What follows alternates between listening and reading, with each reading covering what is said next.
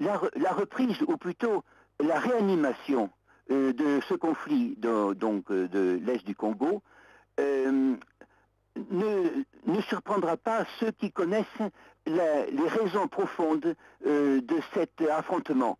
Il ne s'agit pas, comme cela pourrait apparaître, d'un conflit national à travers le Rwanda et le Congo, au travers d'une zone qui a toujours été contestée par les Rwandais comme leur appartenant au nom justement d'une certaine affinité ethnique. C'est, disons, dans le sol même de cette région qu'il faut chercher l'intérêt de ceux qui poussent au conflit. Euh, dans cette affaire, si l'on peut se permettre de juger des responsabilités, le président Kabila a fait preuve d'une certaine retenue et réflexion. Et ce sont les autorités autour de M. Kagame du Rwanda qui ont voulu pousser par certains appuis internationaux, disons, maintenir cet affrontement. Le sol même de cet affrontement, pour user d'une image, est la présence de minerais, la présence de diamants, qui fait que les combattants eux-mêmes trouvent à côté de la mort, disons, des bénéfices. Et c'est cette sorte de blessure, d'envenimement, disons, de cette blessure, qui fait la difficulté à résoudre, à terminer cet affrontement malgré les efforts de l'Union d'unité africaine. Qu'est-ce qui est finalement visé à travers cette reprise des combats?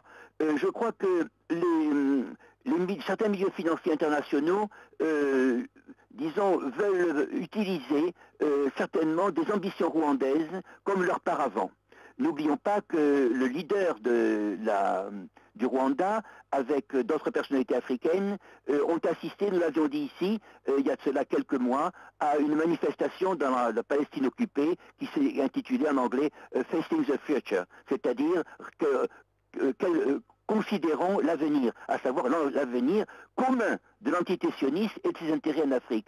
C'est cela qu'il faut dire directement, car le Congo, disons, cherche à intérêt, disons, à une paix. Ce n'est pas du tout une affaire intérieure congolaise, ce n'est pas du tout une affaire non plus de relations d'État à État, c'est, disons, l'exploitation d'une raison particulière de conflit par des forces qui dépassent et le Congo et le Rwanda. Et disons que nous sommes vraiment ici fort chagrinés, fort anxieux de voir un pays qui a supporté des intrigues internationales comme le Rwanda, conduisant à un certain génocide qui était un des plus énormes que l'Afrique ait connu, disons, se lancer dans cette aventure, car, voyez-vous, la conclusion de cette affaire, c'est que les intérêts des dirigeants, s'ils ne concordent pas avec la perspective de l'avenir de leur peuple, évidemment, font que ces dirigeants eux-mêmes restent toujours des instruments dans les mains de ceux qui